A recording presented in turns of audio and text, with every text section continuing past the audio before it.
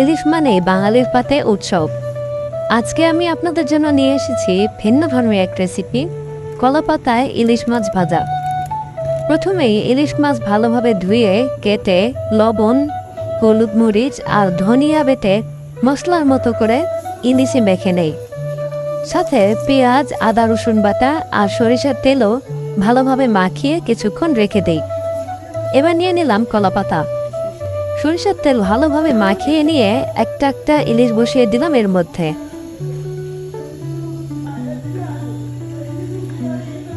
তার সাথে দিলাম আলু। এবার কলাপাতায় ভালোভাবে মুড়িয়ে চুলা জ্বালিয়ে দিলাম। আহা, কিছুক্ষণের মধ্যেই ঘর এক অদ্ভুত গন্ধে ভরে গেল। কলাপাতা সরিয়ে দেখি কি যে সুন্দর রান্না হচ্ছে, দেখে মন ভরে গেল।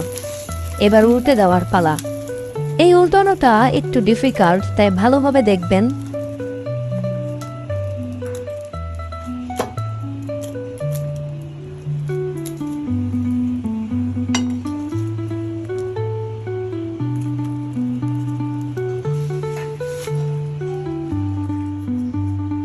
ব্যাস হয়ে গেল রান্না। ভাজার পর যখন খুলে নেবেন তখন কলাপাতার সুবাস আর ইলিশের স্বাদ একসাথে মিশিয়ে তৈরি করবে এক অনন্য ডেলিকেসি। গরম ভাতের সাথে এই কলাপাতায় ইলিশ ভাজা খেলে সত্যিই মনে হবে ঘরে বসেই পেয়ে যাচ্ছেন গ্রামের স্বাদ। আপনারা কি কখনো এইভাবে কলাপাতায় ইলিশ মাছ ট্রাই করেছেন? করলে কেমন লেগেছে কমেন্টে জানাতে ভুলবেন না।